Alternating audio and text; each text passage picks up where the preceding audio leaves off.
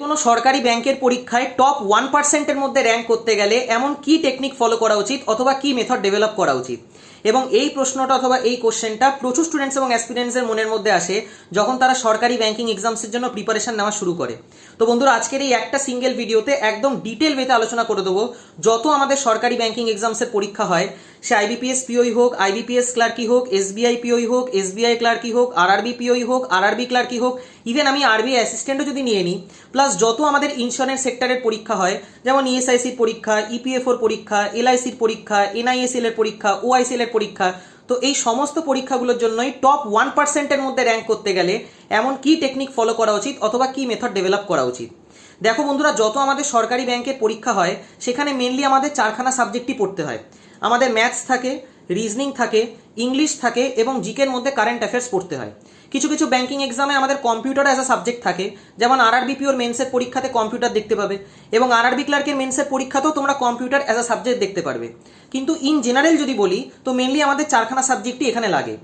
এবার এই সম্বন্ধে তো সবাই জানে যে আমাদের চারখানা সাবজেক্ট অথবা কম্পিউটারও আমাদের এক্সট্রা পড়তে হয়, কিন্তু কিভাবে পড়া উচিত অথবা কোন সাবজেক্টকে বেশি পরিমাণে ফোকাস করা উচিত সেই সম্বন্ধে ম্যাক্সিমাম স্টুডেন্টস এবং এক্সপিরিয়েন্সদেরই আইডিয়া থাকে না এবং তার জন্য তারা হ্যাপাজেটলি তাদের প্রিপারেশন স্টার্ট করে। বন্ধুরা, যে কোনো সরকারি ব্যাংকের পরীক্ষায় যে দুটো সাবজেক্ট সব থেকে ইম্পর্টেন্ট রোল প্লে করে সেটা হলো ম্যাথস এবং রিজনিং।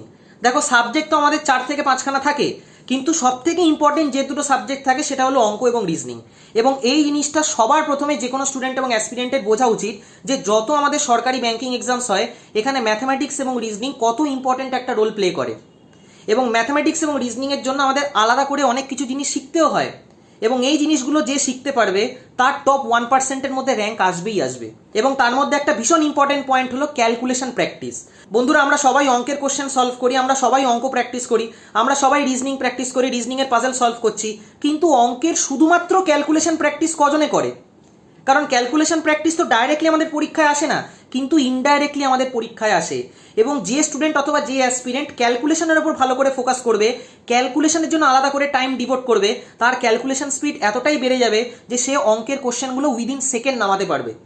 এবং এইটার অ্যাডভান্টেজ তুমি শুধু প্রিলিমসের পরীক্ষাতেই পাবে না, এই ক্যালকুলেশন প্র্যাকটিসের অ্যাডভান্টেজ তুমি মেন্সের পরীক্ষাতেও পাবে। তো ন্যাচারালি যদি তোমাকে টপ 1%-এর মধ্যে থাকতে হয় তাহলে তোমাকে বাকি 99%-এর থেকে আলাদা কিছু করতে হবে। এবং আলাদা বলতে তোমাকে অঙ্কের জন্য আলাদা করে ক্যালকুলেশনের টাইম ডেভেলপ করতে হবে, যে আমি আলাদা করে একটা ক্যালকুলেশনের জন্য টাইম রাখবো অঙ্কের, সেখানে আমি 1 থেকে 1.5 ঘন্টা শুধুমাত্র অঙ্কের ক্যালকুলেশনই প্র্যাকটিস করব। যেমন অঙ্কের অ্যাডিশন অথবা অঙ্কের যোগ কিভাবে আমরা তাড়াতাড়ি করব অথবা কিভাবে মুখে মুখে করব, অঙ্কের বিয়োগ অথবা অঙ্কের সাবস্ট্রাকশন অথবা মাইনাস কিভাবে মুখে মুখে করব, গুণ কিভাবে মুখে মুখে করতে হয়, মাল্টিপ্লিকেশন কিভাবে মেন্টালি করতে হয়, ডিভিশন কিভাবে মেন্টালি করতে হয়। এবং এই সমস্ত জিনিসপত্রগুলোর জন্য তোমাকে আলাদা করে টাইম দিতে হবে, যে অঙ্কের ক্যালকুলেশন প্র্যাকটিসের জন্য আমি 1 থেকে 1.5 ঘন্টা দেবো, অঙ্কের স্কোয়ারগুলোকে রিভাইজ করব, কিউবগুলোকে রিভাইজ করব, প্রাইম নাম্বারের উপর বেশি করে ফোকাস করব। এবং সেই জিনিসটা শুধুমাত্র এই ভিডিওতে না, এর অনেক আগের ভিডিওতেও তোমাদেরকে বলেছি রিপিটেডলি, যে অঙ্কের মধ্যে যেগুলো প্রাইম নাম্বারস, যেমন 19 হয়ে গেল, 23 হয়ে গেল, 29 হয়ে গেল, 31 হয়ে গেল, 37 হয়ে গেল, 41 হয়ে গেল, এগুলো ভীষণ ভীষণ ভীষণ ইম্পর্টেন্ট রোল প্লে করে আমাদের পরীক্ষায়, কারণ প্রাইম নাম্বারের কোনো ফ্যাক্টর আমরা পাই না। তো ন্যাচারালি প্রাইম নাম্বারের মাল্টিপ্লিকেশন, বিশেষ করে প্রাইম ক্রস প্রাইম তোমাদের জানা উচিত। তারই সাথে সাথে প্রাইম নাম্বারের স্কোয়ার কি হয় সেই সম্বন্ধেও তোমাদের আইডিয়া রাখা উচিত। স্কোয়ারস আপ টু 40 কিংবা আপ টু 50 তোমাদের করে রাখা উচিত এবং প্রাইমসের স্কোয়ারসও তোমাদের একদম মুখস্থ থাকা উচিত। কিউবস তোমাদের 25 থেকে 30 অবধি করে রাখা উচিত। যত বেশি পরিমাণে এই সমস্ত জিনিসগুলো পড়ে রাখবে ততই বেশি অ্যাডভান্টেজ পাবে। তো ন্যাচারালি ক্যালকুলেশনের জন্য একটা আলাদা করে টাইম তোমাদেরকে ইনভেস্ট করতে হবে, কারণ যে কোনো ব্যাংকিং এক্সামে টাইম একটা খুব ইম্পর্টেন্ট রোল প্লে করে। তুমি যাহা হোক একটা কোশ্চেন দেখলে সেই কোশ্চেনটাকে তুমি যত তাড়াতাড়ি সলভ করতে পারবে, তোমার ক্যালকুলেশনের হাত যত ভালো থাকবে তত তাড়াতাড়ি তোমার অঙ্কটা নেমে সলভ হয়ে যাবে। কিন্তু তোমার ক্যালকুলেশন স্পিড যদি স্লো থাকে, তোমার যদি ক্যালকুলেশন দুর্বল থাকে, তাহলে সেই অঙ্কটাই নামতে অনেকটা টাইম লেগে যাবে। তো ন্যাচারালি ক্যালকুলেশনের জন্য তোমরা আলাদা করে টাইম রাখো এবং ক্যালকুলেশনের জন্য যে টাইমটা রাখছো ওটা ডেইলি বেসিসে রাখো। এমন না যে আজকে আমি শুধু ক্যালকুলেশনের জন্য টাইম রাখলাম, কালকে আর রাখলাম না। অন্তত 30 থেকে 45 মিনিট টাইমও তুমি যদি ক্যালকুলেশন প্র্যাকটিস করো, তাও তুমি দেখবে ক্যালকুলেশন কতটা ইম্প্রুভ হয়ে যাবে 1 মাস ক্যালকুলেশন প্র্যাকটিস করার পরে। তো ন্যাচারালি ক্যালকুলেশনের জন্য একটা আলাদা করে টাইম ইনভেস্ট করতে হয় এবং এই জিনিসটাই বাকি অ্যাসপিরেন্টের থেকে তোমাকে আলাদা করবে। ন্যাচারালি তুমি যখনই তোমার প্রিপারেশনটাকে হালকা চেঞ্জ করবে, তুমি দেখবে সেই 1%-এর মধ্যে তুমি ঢুকে যাচ্ছ। সেকেন্ড ইম্পর্টেন্ট পয়েন্ট হলো রিভিশন। ম্যাক্সিমাম স্টুডেন্টস এবং অ্যাসপিরেন্টসরাই রিভিশন করে না এবং রিভিশন সব থেকে বেশি আমাদের দরকার পড়ে ম্যাথস এবং রিজনিং পোর্শনে। তো ন্যাচারালি ম্যাথসের যখনই কোনো কোশ্চেন আমরা সলভ করি, সেই কোশ্চেনটা সলভ হয়ে গেল মানে সেই কোশ্চেনটাকে ছেড়ে দিলাম এমনটা নয়। ওই কোশ্চেনটাকে কি আরও অন্য কোনো নিয়মে সলভ করা যেতে পারতো? ওই কোশ্চেনটাকে কি অপশান দিয়ে সলভ করা যেতে পারতো? ওই কোশ্চেনটাকে ইউনিট ডিজিট মেথড দিয়ে সলভ করা যেতে পারতো? ওই অঙ্কের কোশ্চেনটার মধ্যে কি আলাদা কোনো টেকনিক অফ সলভিং লাগানো যেতে পারতো? প্রচুর এরকম কোশ্চেন আছে যেটাকে বেসিক নিয়মে সলভ না করে আমরা অ্যালিগেশন লাগিয়ে অঙ্কটাকে ঠিক এইটুকু বানিয়ে দেবো এবং 10 থেকে 15 সেকেন্ডের মধ্যে কোশ্চেনটাকে সলভ করে নামিয়ে দেবো। তো ন্যাচারালি এই সমস্ত জিনিসগুলোকে আমরা টেকনিক অফ সলভিং বলি, যে জিনিসগুলো আমাদের ভীষণ ভীষণ হেল্প করে একটা কোশ্চেনকে তাড়াতাড়ি সলভ করতে। তো ন্যাচারালি অঙ্কের জন্য এই জিনিসটা ডেভেলপ করতে হবে এবং রিজনিংয়ের জন্য ডেভেলপ করতে হবে। রিজনিংয়ে তোমাকে পাজেলসের সিম্বলিক নোটেশন লেখা শিখতে হবে। যে স্টুডেন্ট পাজেল এমনি সলভ করে সিম্বলিক নোটেশন না লিখে, তার পাজেল জীবনেও পুরোপুরি সলভ হবে না। কয়েকটা পাজেল হয়তো সলভ হবে, সমস্ত পাজেল সলভ হবে না। তো যে কোনো পাজেলের জন্যই সিম্বলিক নোটেশন লেখা প্র্যাকটিস করো, যাতে করে সেই পাজেলটা আমাদের ছোট হয়ে যায় এবং যে কোনো ছোট ইনফরমেশন থেকে যে কোনো জিনিসকে সলভ করা অনেক বেশি সহজ হয়। রিজনিং এর এরকম কিছু কিছু চ্যাপ্টার আছে যে চ্যাপ্টারগুলো তোমরা যখন নতুন শিখবে তারপরে তোমাদের ডেইলি বেসিসে রিভাইজ করতে হবে। যেমন সিলোজিজমের চ্যাপ্টার, যেমন পাজেলস তোমরা যদি ডেইলি বেসিসে না রিভাইজ করো, তোমরা যদি সিম্বলিক নোটেশন না লেখো, তোমরা একটা পাজেল শেখার পরে যদি সেই পাজেলটাকে বারবার প্র্যাকটিস না করো, তো তোমরা পাজেল কিছুতেই বানাতে পারবে না। সিলোজিজম চ্যাপ্টারটাও তাই, সিলগের কনসেপ্ট তোমরা যদি ভালো করে রিভাইজ না করো, তাহলে সিলগের কনসেপ্ট তোমরা ভুলতে শুরু করবে, সিলগের কোশ্চেন আবার ভুল হবে তোমাদের। তো ন্যাচারালি এই সমস্ত জিনিসগুলোকে ডেইলি বেসিসে করার চেষ্টা করো। অঙ্কের কোশ্চেনের ক্ষেত্রেও তাই, একটা কোশ্চেন সলভ হয়ে গেল মানেই যে কোশ্চেনটাকে ছেড়ে দিলাম এমনটা নয়। সেই কোশ্চেনটার অন্য কোনো টেকনিকও কি হতে পারতো? এই জিনিসটা ভাবো।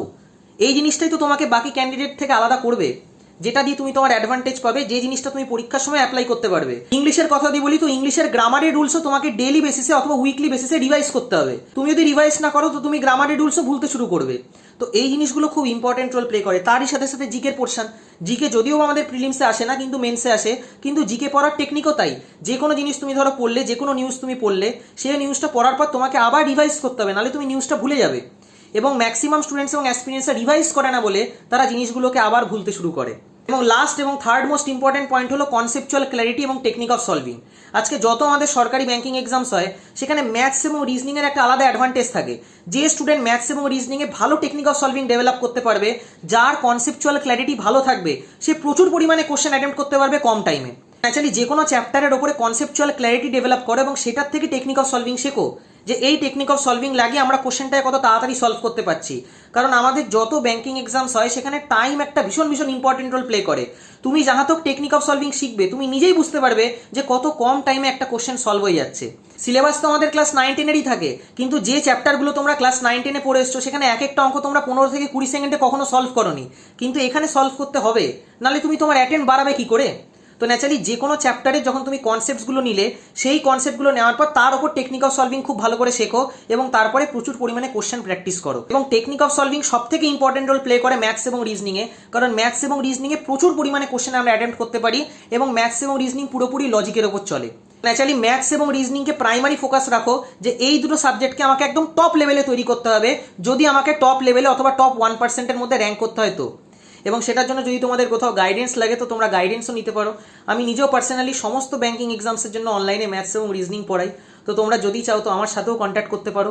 আমার হোয়াটসঅ্যাপ নাম্বার 8617204564। তো যদি তোমরা গাইডেন্স চাও তাহলে কল করো না, হোয়াটসঅ্যাপ করো, কারণ কল অনেক সময় আমি ধরতে পারি না। আমি নিজে আইবিপিএসপি এবং আইবিপিএস ক্লার্ক দুটো পরীক্ষাই ফার্স্ট অ্যাটেম্পটেই ক্লিয়ার করেছি। তো ন্যাচারালি তোমাদেরকে খুব ভালো করে গাইড করতে পারবো যে কী টেকনিক অফ সলভিং ডেভেলপ করা উচিত, কিভাবে একটা কোশ্চেনকে সলভ করা উচিত, যাতে কোশ্চেন সলভিং টাইমটা আমরা কমাতে পারি এবং নিজেদের অ্যাটেন্ড বাড়াতে পারি। কারণ যত আমাদের ব্যাংকিং এক্সামস হয় সেখানে টাইম একটা ভীষণ ভীষণ ভীষণ ইম্পর্টেন্ট রোল প্লে করে। যে স্টুডেন্ট অঙ্ক এবং রিজনিংয়ে টাইম বাঁচাতে পারবে, সে প্রচুর পরিমাণে কোশ্চেন অ্যাটেম্প্ট করতে পারবে। তো ন্যাচারালি প্রচুর পরিমাণে কোশ্চেন যদি সে অ্যাটেম্প্ট করে, তার নম্বর অনেক বেড়ে যাবে এবং কাট অফও ক্লিয়ার হয়ে যাবে। ন্যাচারালি টেকনিক অফ সলভিং শেখাটা ভীষণ ভীষণ ইম্পর্টেন্ট যে কোনো সরকারি ব্যাংকের চাকরির পরীক্ষায়। এবং চেষ্টা করো বন্ধুরা তার কাছ থেকেই গাইডেন্স নেওয়ার, যে অলরেডি এই ফিল্ডে সিলেক্টেড, যাতে তার টেকনিক অফ সলভিং, তার মেথড অফ সলভিং খুব ভালো করে শিখতে পারো এবং সেই জিনিসগুলোকে পরীক্ষায় অ্যাপ্লাই করতে পারো। বাকি আশা করি তোমাদের এই ছোট্ট ভিডিওটা দিয়ে কিছুটা হেল্প করতে পারলাম। ভিডিওটা যদি তোমাদের ভালো লেগে থাকে তাহলে অবশ্যই লাইক এবং বন্ধুদের সাথে শেয়ার করো। Thank you.